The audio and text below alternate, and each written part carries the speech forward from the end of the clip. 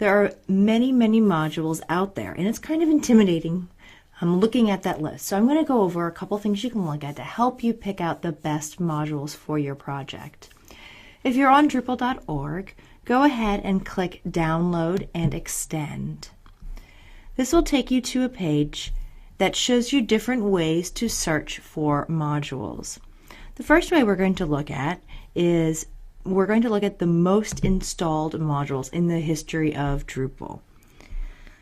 This listing is actually really useful because as you're building a site, looking at what other people are downloading can be very helpful, giving you ideas of what might be important for your site, at least for you to look at and read the descriptions. This list does show you some descriptions of the modules along with their title and an image if there is one. It takes a while to scroll through this though, so I actually recommend typing in a particular URL. We want to go to drupal.org/project/usage. And this is going to actually give us a table view instead of the listing with the information.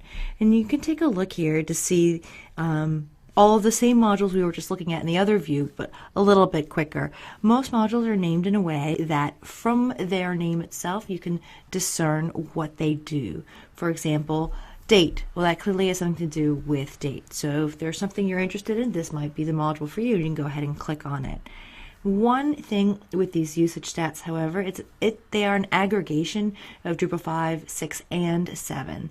So there are some modules that were very, very popular in Drupal 6, but maybe were absorbed into core for Drupal 7. So you don't necessarily need to download those, even though they're still showing in this list.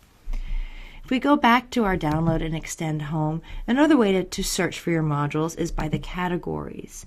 Every time someone creates a project, they tag what category is their module a part of. And so you can see here we've got administration, commerce and advertising, community, content, and the list goes on and on and on. If you are going to be creating a website that has a lot of social features, you might be interested in modules that are tagged with community. So you can go ahead and look at that list, and it'll again bring you to that listing page. So after you have narrowed it down to say 5 or so modules, the question you might ask yourself is like, well, how do I know if this is worth downloading? So what I'm going to do is I'm going to take the views module as our example. We're going to go to its project page. The first thing I want to show you on this page is this right-hand column here. There's information listed about how often and how many times people are committing new code to this project. The important information to look at is when was the last time someone committed code. In the case of the views module, it was an hour ago. So clearly someone is actively working on this module, trying to fix bugs, add new features. So that's an important thing to look at is, was code touched recently? In the last 3 months or so usually is a good number. The next thing I want to look at here are some data about the issues for this module. Some issues are actually bugs. They need to be fixed. Other issues that people report are support requests. They're actually asking for help, or maybe feature requests. So those don't necessarily count against a module as far as having issues for them or against them.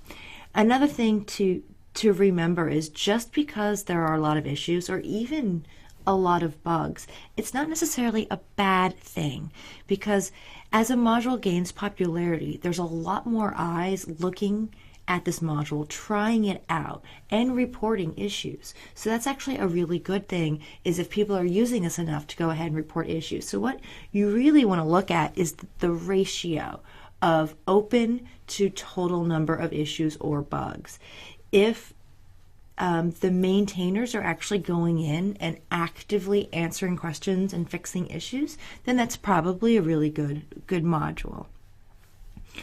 Other important links on the right column are going to be documentation always want to take a look at the documentation when you're installing a module. A lot of times you'll have to download other modules for your module to work, or you need to go get a library of jQuery perhaps. So reading documentation is important as well. So back to this center area, the main content area for a project. A good module will actually tell you what it does, why you might want to use this module. So good documentation on this page is always important. And the next area is going to be the downloads area. Drupal very wonderfully color codes this for us, where the green ones are the recommended releases. The red ones are development releases, means these are not tried and true and tested, and you probably shouldn't download a development release. And then somewhere in the middle is this other releases, something that the module maintainer is supporting, but is not necessarily recommending it at this juncture. Another important tidbit of information is the reported installs. Views currently is showing 410,000 installs. So that's a lot of people using this module. Probably a module you're going to be using on your site as well.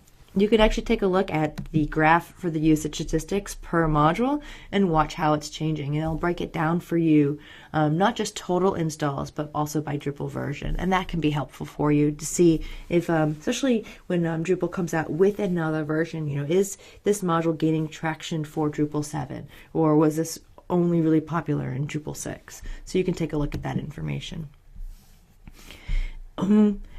Once you download your module and you've read your documentation on how to install it, if you are having any issues, I really recommend going to the issue queue first. So the way I do it is I actually click on the all issues button, the total ones. A lot of times when I'm having issues, it's because I'm not understanding how to implement it correctly.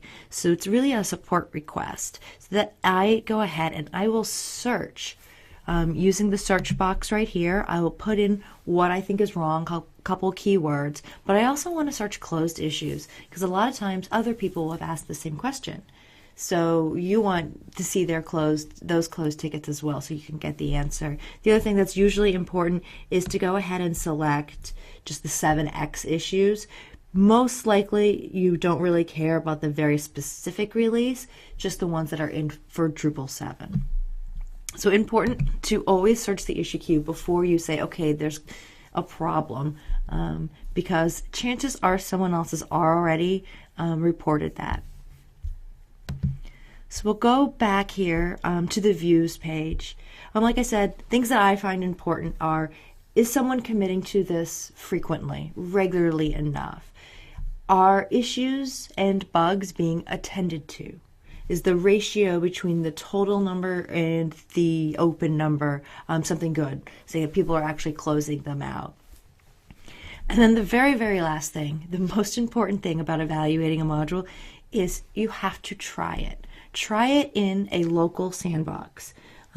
If you're picking a module that potentially is not used very frequently, you don't know if it's buggy or not, you're going to want to try this locally so that in case there's any issues whatsoever, it doesn't mess up your production database. So try it out, play with it.